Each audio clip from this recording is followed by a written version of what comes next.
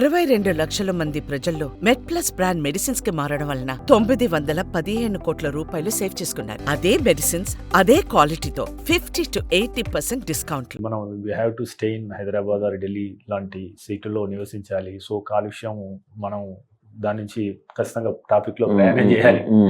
So అంటే ఈ నేపథ్యంలో అంటే ఈ కాలుష్యం నుంచి మనల్ని మన పిల్లల్ని కాపాడాలి అని అనుకుంటే ప్రాక్టికల్ స్టెప్స్ ఏంటి, ఆచరణాత్మకంగా మనం చేయగలిగే ఒక 3 స్టెప్స్ గురించి చెప్తారా? వెరీ ట్రికీ క్వశ్చన్ అండి. ఎందుకంటే పొల్యూషన్ ఏంటంటే మనకి కొన్ని స్టేట్స్ లో కొంచెం బెటర్ గా ఉంది. మన సదర్న్ స్టేట్స్ లో కొంచెం తక్కువ compare to the northern states, but it's everywhere. మన ఎయిర్ క్వాలిటీ ఇండెక్స్ అవన్నీ చూస్తే, డిఫరెంట్ పారామీటర్స్ చూస్తే మనం డెఫినెట్గా వెస్టర్న్ కంట్రీస్తో కొంచెం తక్కువ లెవెల్లో ఉన్నాము. And that will have an impact on the health.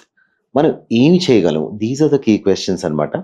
Okay, practical ఏంటంటే మనం ఫర్ ఎగ్జాంపుల్ పిల్లలు స్కూల్కి వెళ్తారు పొద్దున. That is the time peak hour ఉంటుంది ట్రాఫిక్. స్కూల్ నుంచి వచ్చేటప్పుడు కూడా పీక్ అవరే. సో స్కూల్ ఆ ట్రావెల్లో ఒకటేం చెప్తామంటే మరీ లాంగ్ డిస్టెన్సెస్ పెట్టుకోకండి వీలైనంత వరకు.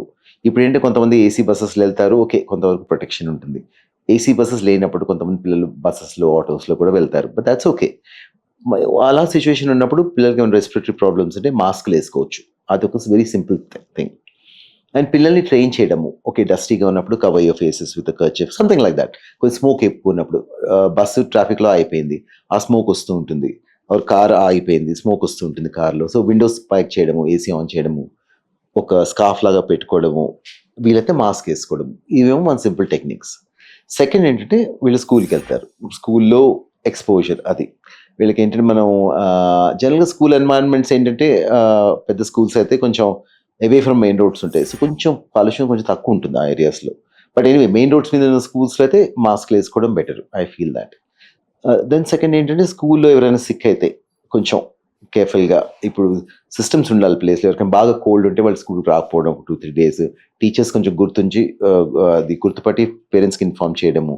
So that those sick children stay at home for few days. ఆ ఇన్ఫెక్షన్స్ పీరియడ్ ఉంటుంది కదా, ఆ టైంలో ఇంట్లో ఉంటే బెటర్, అదొకటి. దెన్ వ్యాక్సినేషన్స్ ఇవన్నీ. But more importantly what I feel is, మనం చేసేమని చేస్తాం, బట్ ఏంటంటే ఫిజికల్ హెల్త్, ఎక్సర్సైజ్, న్యూట్రిషన్, ఇవి బాగా ప్రొటెక్ట్ చేస్తాయి. I feel that's what it is. So వీటిని మనం ప్రమోట్ చేసుకుంటూ రావాలి. ఓకే, అదొకటి. దెన్ ఈ ఇళ్లలో for child comes back home, 12 hours ఇంట్లో ఉంటాడు ఈవినింగ్. ఇంటి ఎన్వైరన్మెంట్ ఎలా ఉంది? సో మనకి ఏంటంటే కొంతమందికి స్పెసిఫిక్ ఎలర్జీస్ ఉంటాయి, అవి కొంచెం ఆ ఆస్పెక్ట్ మీద వర్క్ చేయడము. కొంతమంది షుగర్ అవి తింటూ ఉంటారన్నమాట, కేక్ తినగానే ఆయాసం వస్తుంది. సో డయట్ కంట్రోల్ చేసుకోవడము, దెన్ ఎక్సర్సైజ్లు చేసుకోవడం ఇంటికి వచ్చాక. దెన్ మనకి ఏంటంటే కొంతమంది ఎయిర్ ప్యూరిఫైయర్స్ గురించి మాట్లాడతారు. సో వాటికి పెద్ద బెనిఫిట్ లేదు, బట్ ఒక లిమిటెడ్ చిన్న రూమ్ ఒకవేళ గుడ్ ఎయిర్ ప్యూరిఫైయర్ ఉంటే కొంతవరకు హెల్ప్ చేయవచ్చు బాగా సిమ్టమ్స్ ఉన్న వాళ్ళకి. బట్ జనరల్గా మనం ఒక రూమ్లో కూర్చోము కదా, we can keep moving. And also స్కూల్స్కి వెళ్తాము, పని చేసుకుంటాం. సో ఆ ఒక లిమిటెడ్ ఎఫెక్ట్ ఉంది ఎయిర్ ప్యూరిఫైయర్స్. బట్ జనరల్గా as this thing what we need to do is, our government, our organizations should aim to reach the WHO standards of air quality index. అది మాత్రం చాలా ఇంపార్టెంట్. ఎందుకంటే మొన్న ఢిల్లీలో చూసాం, ఢిల్లీలో సిగ్నిఫికెంట్ ఫాగ్, డిస్పైట్ మనకి ఏంటంటే ఇంత సుప్రీం కోర్ట్ ఆర్డర్ ఇచ్చినా కూడా అది సరిగ్గా ఇదవ్వలేదు. సో మనకి ఏంటంటే ఈ క్రాకర్స్ బర్స్ట్ చేయడం అంత ఇంపార్టెంటా, లేకపోతే లిమిటెడ్గా కొన్ని అవర్స్ చేయడము, ఇది ఒక ఇండివిజువల్ లెవెల్లో, ఒక కమ్యూనిటీ లెవెల్లో, ఒక నేషనల్ లెవెల్లో కూడా డిబేట్ అవ్వాలి. బికాస్ ఇలా అయితే ఏంటంటే మన పిల్లల లైఫ్ స్పాన్ తగ్గే ఛాన్స్ కూడా ఉంటుంది. మొన్న ఎవరో చెప్పారు, ఐ థింక్ ఢిల్లీలో the life span may reduce by 6 years అని, అదొక డిస్కషన్ ఉంది.